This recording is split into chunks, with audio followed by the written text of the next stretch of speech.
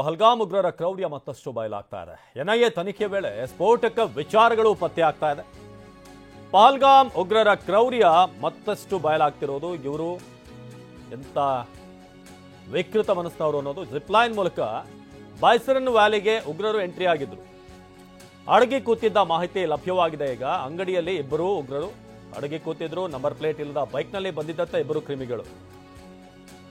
ಕೆರ್ನಾಗ್ forest ಏರಿಯಾದಿಂದ ಬಂದಿದ್ದಂತ ಉಗ್ರರು ಬೈಸರನ್ ವ್ಯಾಲಿಗೆ ಕೇವಲ 35 ನಿಮಿಷದಲ್ಲಿ ಲಗ್ಗೆಯಿಟ್ಟಿದ್ರು. AK-47 ಹಾಗೂ M4 ರೈಫಲ್ನಿಂದ ಗುಂಡಿನ ಸುರಿಮಳೆಗೇರಿದ್ರು. 3 ವಿದೇಶಿ ಉಗ್ರರು ಮತ್ತು ಸ್ಥಳೀಯ ಉಗ್ರರಿಂದ ಕೃತ್ಯ. ಪ್ರವಾಸಿಗರನ್ನ ಕೊಂದು ಮೊಬೈಲ್ ಕದ್ದೊಯ್ದ ಕ್ರಿಮಿಗಳು. ಇಬ್ಬರ ಮೊಬೈಲ್ ಫೋನ್ ಕಳುವು ಮಾಡಿರುವಂತಹ ಪಾಪಿಗಳು. ಪಹಲ್ಗಾಮ್ ಉಗ್ರರ ಕ್ರೌರ್ಯ ಮತ್ತಷ್ಟು ಬಯಲಾಗಿದೆ. ನಿಮಗೆ ಪಹಲ್ಗಾಮ್ನಲ್ಲಿ ಜಿಪ್ ಲೈನ್ ಕೂಡ ಇದೆ. ಅದು ಕೂಡ ಪ್ರಮುಖವಾದಂಥ ಒಂದು ಆಕ್ಟಿವಿಟಿಗಳಲ್ಲೊಂದು. ಸೊ ಆ ಜಿಪ್ ಲೈನ್ ಮೂಲಕನೇ ಇವರು ಬಂದಿರೋದು. ಜೊತೆಗೆ ನಂಬರ್ ಪ್ಲೇಟ್. ನಿಮ್ ಜೊತೆ ಕೆಲಸ ಮಾಡಿದ್ ಬಹಳ ಖುಷಿ ಆಯ್ತು. ನೀವೇ ಬೆಸ್ಟ್ ಬಾಸ್. ಇಷ್ಟು ಮ್ಯಾನೇಜರ್ ಆಗಿದ್ದೆ, ಇನ್ ಮುಂದೆ ಬಾಸ್ ಆಗ್ತೀನಿ. ಹೇಗೆ? ಬಾಸ್ ವಾಲಾ ಬಿ ದ ಬಾಸ್. ಪ್ಲೇಟ್ ಇಲ್ಲದಂತ ಒಂದು ಬೈಕ್ ಏನೋ ಪತ್ತೆಯಾಗಿತ್ತು. ಅದರ ಮೂಲಕನೇ ಬಂದಿದ್ದಾರೆ ಅಂತ ಗೊತ್ತಾಗಿದೆ. 35 ನಿಮಿಷದಲ್ಲಿ ಅಲ್ಲಿಗೆ ಬಂದು ಅಲ್ಲಿ ಕೊಂದು ಅಲ್ಲಿಂದ ಹೋಗಿದ್ದಾರೆ ಅಂತ. ಜೊತೆಗೆ ಇಬ್ಬರ ಮೊಬೈಲ್ ಫೋನನ್ನು ಕೂಡ ಇವರು ಕಳವು ಮಾಡಿದ್ದಾರೆ ಅಂತ ಸದ್ಯಕ್ಕೆ ಮಾಹಿತಿ ಲಭ್ಯವಾಗ್ತಾ ಇದೆ.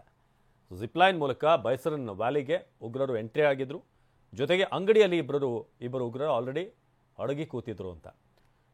ನಂಬರ್ ಪ್ಲೇಟ್ ಇಲ್ಲದ ಬೈಕ್ನಲ್ಲಿ ಬಂದಿದ್ದಂಥ ಇಬ್ಬರು ಕ್ರಿಮಿಗಳು ಕೆರ್ನಾಗ್ ಫಾರೆಸ್ಟ್ ಏರಿಯಾದಿಂದ ಇವರು ಅಲ್ಲಿ ಎಂಟ್ರಿ ಕೊಟ್ಟಿದ್ದಾರೆ. ಬೈಸರನ್ ವ್ಯಾಲಿಗೆ ಕೇವಲ 35 ನಿಮಿಷದಲ್ಲಿ ಲಗ್ಗೆ ಇಟ್ಟಿದ್ರು. ಸೊ AK-47 ಮತ್ತು M4 ರೈಫಲ್ನಿಂದ ಗುಂಡಿನ ಸುರಿಮಳೆ. 3 ವಿದೇಶಿ ಉಗ್ರರು ಮತ್ತು ಸ್ಥಳೀಯ ಉಗ್ರರು ಯಾರು ಸಾಥ್ ಕೊಟ್ಟಿದ್ದಾರೆ, ಇವರ ಮೂಲಕ ಈ ಕಾರ್ಯಾಚರಣೆ ಅಂದರೆ ಇವರು ಮಾಡಿದ್ದಾರೆ ಈ ದುಷ್ಟ ಕಾರ್ಯಾಚರಣೆ. ಸೊ ಬೈಸರನ್ ವ್ಯಾಲಿಗೆ ಬಂದಂಥ ಒಂದು ಮಾರ್ಗ ಯಾವುದು ಅನ್ನೋ ಬಗ್ಗೆ ಪ್ರಶ್ನೆ ಇತ್ತು.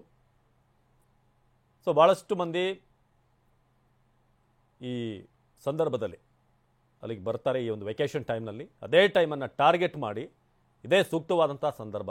ಅದರಲ್ಲೂ ಕೂಡ ನೀವು ಭೂಷಣ್ ಅವರ ಪತ್ನಿ ಮಾತನಾಡ್ತಾ ಹೇಳ್ತಾ ಇದ್ರು, ನೀವೆಲ್ಲರ ಇಷ್ಟು ಸಂತೋಷವಾಗಿದ್ದೀರಾ, ಕಾಶ್ಮೀರದಲ್ಲಿ ಬಂದು ಹೇಗಿಷ್ಟು ಎಂಜಾಯ್ ಮಾಡ್ತೀರಾ, ಇದನ್ನೆಲ್ಲ ನೋಡಿ ಕಣ್ಣು ಕುಗ್ತಾ ಇತ್ತು ಇವರಿಗೆ.